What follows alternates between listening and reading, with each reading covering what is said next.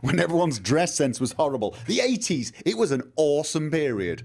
No fashion lasted for more than about 4 months. I remember we went from skin-tight drain-pipe jeans to massive bell-bottom flares within the space of about 9 months. Super thin ties to super fat ties to shoes without socks. That was the Miami Vice era, wasn't it? Oh my God, it was awful. It was terrible. It really was from the point of view of fashion. And the hair. Basically, every single hairdo in the 80s was take a hairdryer, point it at your face, and overcharge the thing so you look like you stood in front of, well, at the back of a jet engine for half an hour.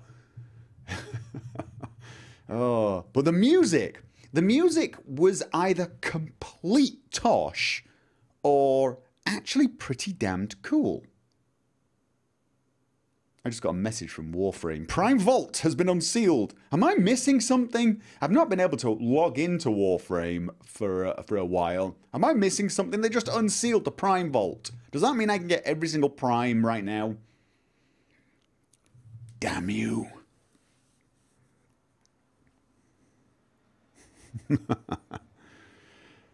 Oh, the shoulder pads. Shoulder pads. Oh yeah. Oh yeah. I mean, just think about the music. That Ellen Jellen's got to be a resub. 10 months. Thank you. I mean, you just think of the music. This was the era that gave you... Well, it gave us the Rick Roll, although there was no Rick Roll back then. Rick Roll's an invention of the... I don't know, actually. It's probably in the last 7 or 8 years. But, of course, Rick Astley. I'm pretty sure that was the 80s. Wham! Wasn't that the 80s? Madonna.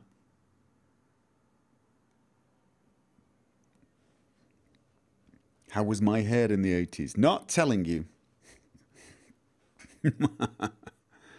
Dear, oh dear. The Formorian event is happening. I've already farmed for the Imperiator Vandal. I think I've already got the Imperiator Vandal. Isn't the Imperiator Vandal the special version? Isn't it? It's basically an assault rifle for the Archwing. I'm pretty sure that's my main actually on Archwing. I never remember the names of these things, and I don't Archwing enough. But I think that's one of the ones I've actually used a couple of Formed on.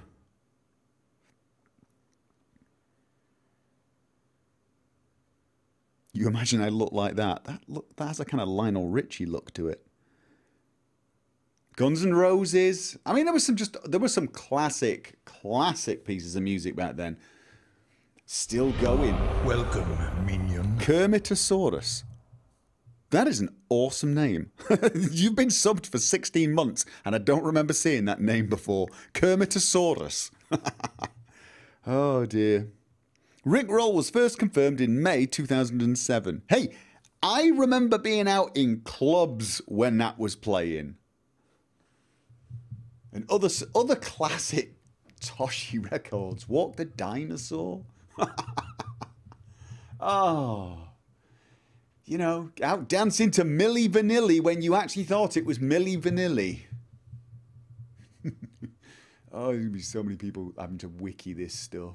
Look it all up. What the hell is he talking about? 80s was the golden age of movies. It wasn't. Here's the thing with the 80s. It was the golden age of an awful lot of things because technology was exploding. But when you go back and look at things from the 80s, and even the early 90s, to be honest, people have nostalgia glasses. Ferris Bueller was actually a really good movie. So was Back to the Future. That is true. But there are plenty of great ones now as well. There are plenty of great movies get made all the time. Here's the thing. Back in the 80s, movies were released, like, if you were, say you were into sci-fi, you'd get like one Hollywood sci-fi movie, one good sci-fi movie every 2 or 3 years. And, you know, there'd be 3 or 4 action movies worth going and seeing, and 4 or 5... You could pretty much go and see all the best movies at the cinema and do it. Nowadays, it's just not possible. Now it's just not possible. You just get so many movies. Same is true with games.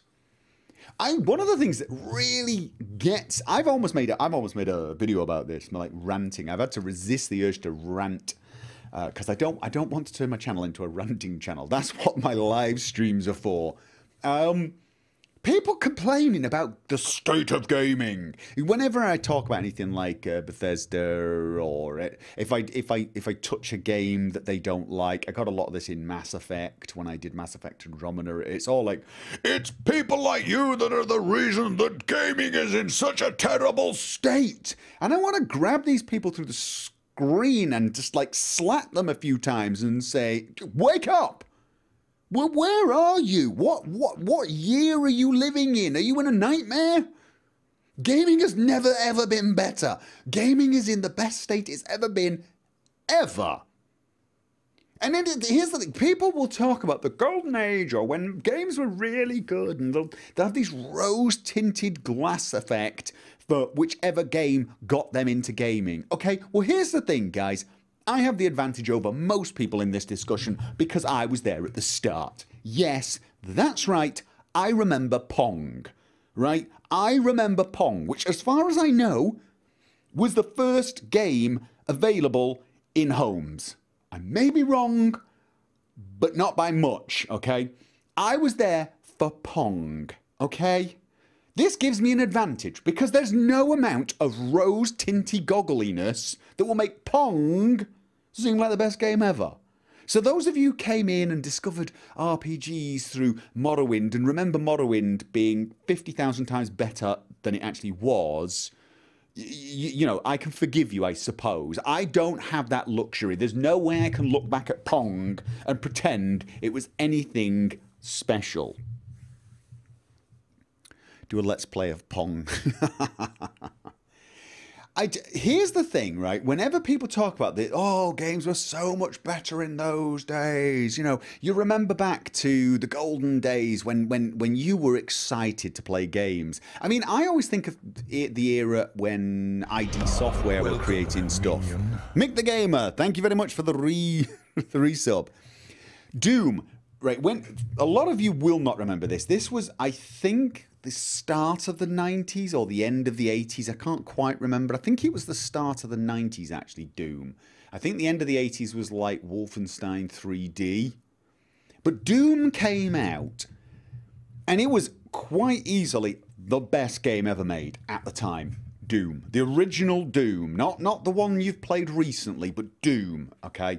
It was absolutely phenomenal. And what was amazing about it is the first chapter, and there were 3 chapters, the first chapter was shareware, completely free. They were giving it away on the copy of PC magazines, of gaming magazines. We used to buy gaming magazines in those days. There was no internet, or there was an internet, but it really wasn't what you guys are used to using. I mean, I was using the internet back in those days, but it was actually very hard to get stuff over the internet. So very often you'd get little floppy disks on your front of your computer magazines, and it had Doom in it.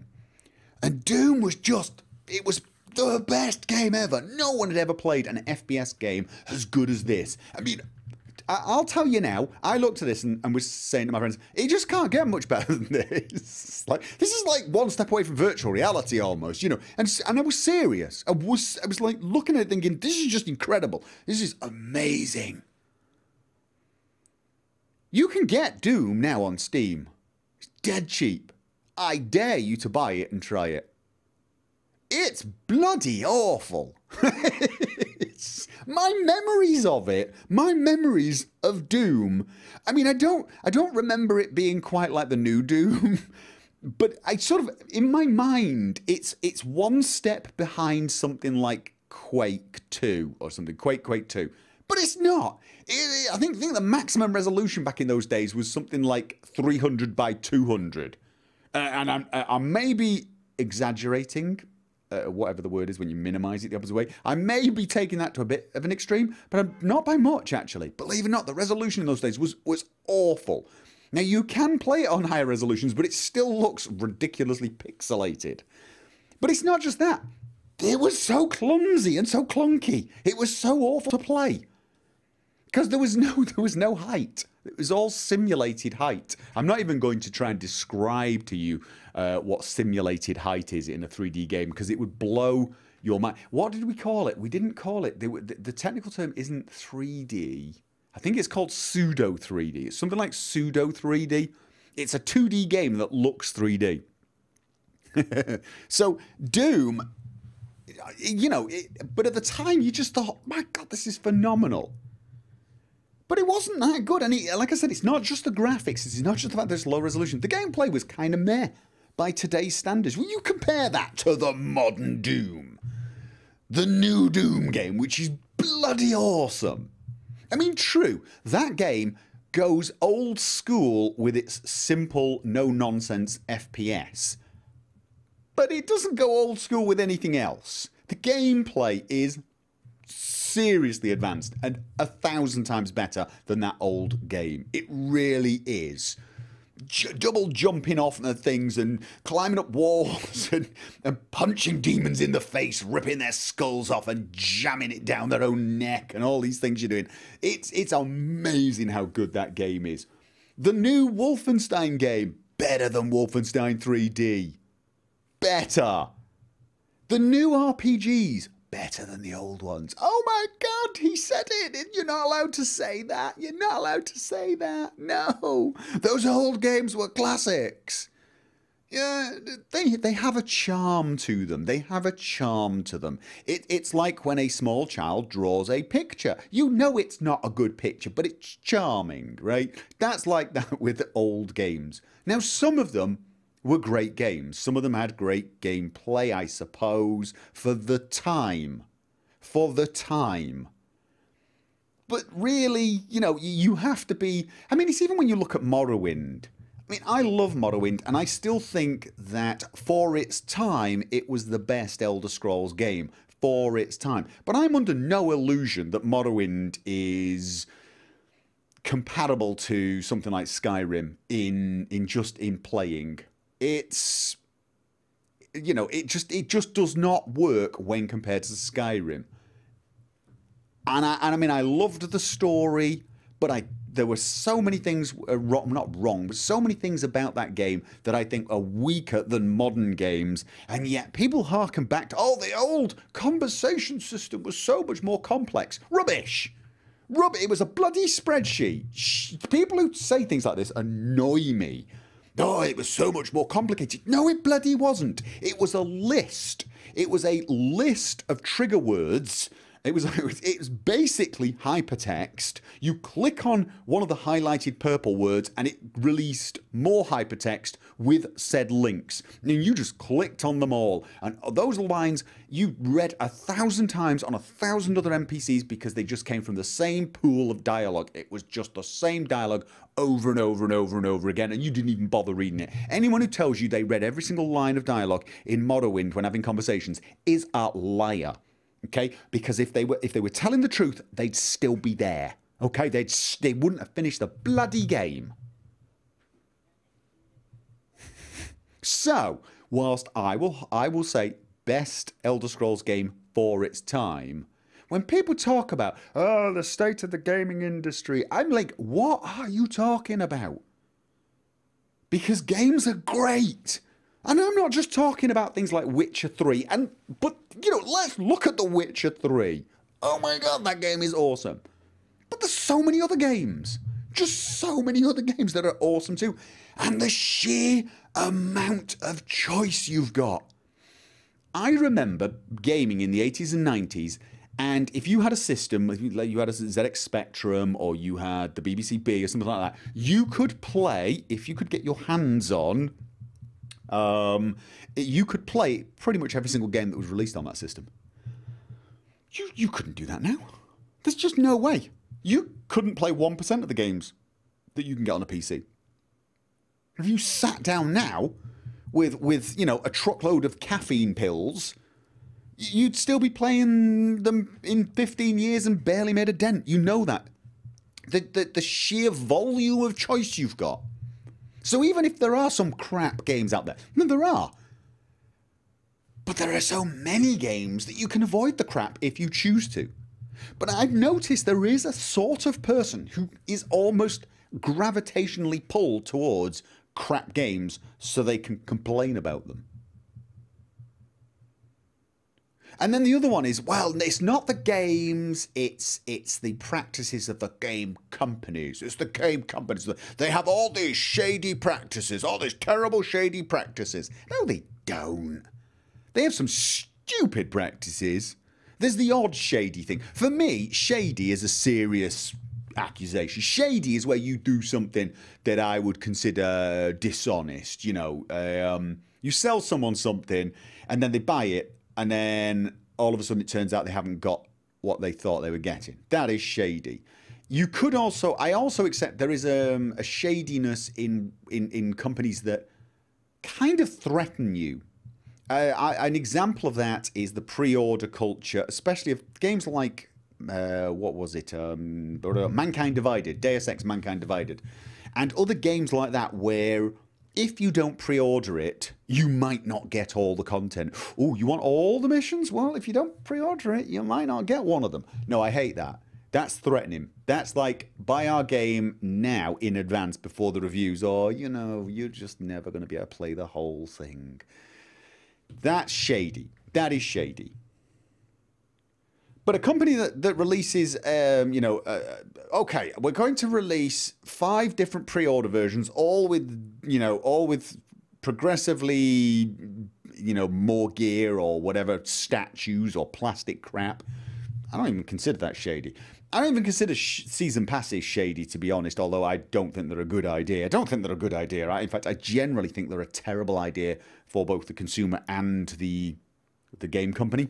But that's a whole different story. But, you know, overall, all these companies are doing is trying to make money, and they're trying to come up with different ways to motivate you to buy their games, okay? There's nothing shady about that. It's the oldest, I don't know what I was going to say, trick. It's the oldest activity in the book. Every single solitary business out there tries to come up with ways to make you buy their products. And as long as they're not doing anything dishonest, when they go into dishonest, all right, shady. You know, but like, for example, if you guys may not remember this, but I boycotted Ubisoft a while ago. And when I say boycotted, I mean I just couldn't be bothered buying their games anymore. I wasn't sat outside Ubisoft with a big sign saying, I will not buy your games anymore. I just decided their games were too much hassle. Why? Because they forced you to be online for copyright protection on Assassin's Creed 2, I think it was. And the weekend they released the game, there was all sorts of problems with their servers because pirates were attacking them. And I couldn't play the game I bought. I bought this full price game, pre-ordered it, and couldn't play it whenever I wanted. And whilst the game was okay, I was so disgusted with the experience that I just thought, I can't be bothered buying any of their games again. I didn't flounce. I didn't, you know, I mean, I've mentioned it on a video. I'm telling it you now. I am gladly post it on a forum and say, I'm sorry, I'm not buying your games again if you're going to do this to me. That was not fun. But then I walk off and I go away. And I don't sit there going, you know, like, I don't attack people who were willing to buy Ubisoft games. I don't, oh my God, it's people like you that are the reason, because I've got way better things to do than do that, honestly. Seriously, there are so many other games I can try. Thank you very much. Assassin's Creed 2 was easier to play for those who pirated than the people who actually bought it. This is true. This is true. So you actually watched the rant video on this topic today. When did I make a rant? Whoa, this is the Ubisoft one. Oh my God. So yeah, so I mean, here's the thing. There are sometimes companies do things that I don't like occasionally, right? There are sometimes a company will try some new business model that I'm not that keen on, and you know, all right, fine. But this, even then, go back 20 years. Go back 20 years. How much did a game cost 20 years ago? $60 bloody dollars.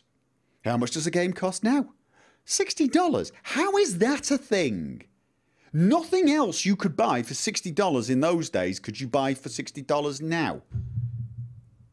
Games are cheaper now than they've ever been. Games are cheaper now than they've ever been.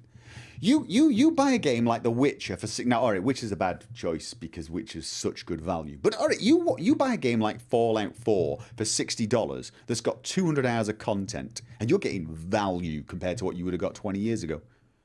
Easily, absolutely, hands down, easily. So then you have to pay, what, $50 for the DLC that adds another, what, 60 hours of content or something? You've probably, adjusted for inflation, if you bought Fallout and $50 on the Season Pass for all the DLC, spent less than you would have spent on a single game 20 years ago, and you didn't get any DLC, and you probably got about 25 hours play.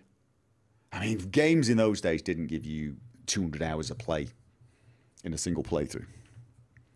So, you know, is gaming perfect? No, and it never will be. Is gaming in a great place? Yes. Hell yes. Thank you very much. Are there some bad games? Yeah, of course there are. I've just reviewed one that I considered to be disappointing.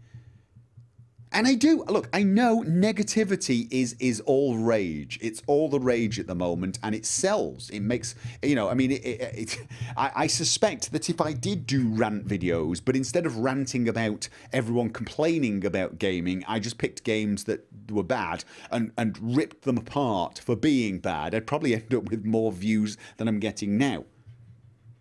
But I'd really feel kind of crappy about it because, honestly, I don't believe it. You know, as I said, there are some bad people out there, some bad companies, some bad games, and some bad practices. And yes, it's good that we have people like Jim Sterling and Sid Alpha and a few others who hone in on these people and, you know, uncover their crappiness. But even people like Jim Sterling sometimes go a little overboard with how terrible things are and really does sort of just, you know, I'm more in tune with people like Total Biscuit, who basically his attitude is if something's worth the money you paid for it, great. If it's not, don't buy it. And as long as the business dealings were not shady, as in you knew what you were buying when you bought it, no, there's no hardship there. Something is hitting the desk or your mic. Yeah, I noticed that on one of my recordings today. I'm wondering if there's a... yeah, there might be some... No drums. No more bongos. Okay, so I'm shaking it and there's no banging. All right, unfortunately, in some of my videos recently, you may... Well, recently, they'll be out in a few weeks. Because I'm recording way ahead of where I am releasing at the moment. Because I'm preparing for holiday. But you might hear it in some of the videos. I thought I noticed it today, you see. And I couldn't figure out what it was. I'm like, what the hell is that sound? That does look better, though. Oh, well, at least we fixed that one thing. Now the worst thing is I'm going to have to go back through the old videos and try and figure out which ones have been getting this. And if it's all of them, I have to decide whether to redo them. Not really. I don't have time to do that, actually. You just have to put up with it, I'm afraid. You're going to have just to imagine that there's some dull ringing sound every now and again. But that's for Witcher 3 and Fallout 4.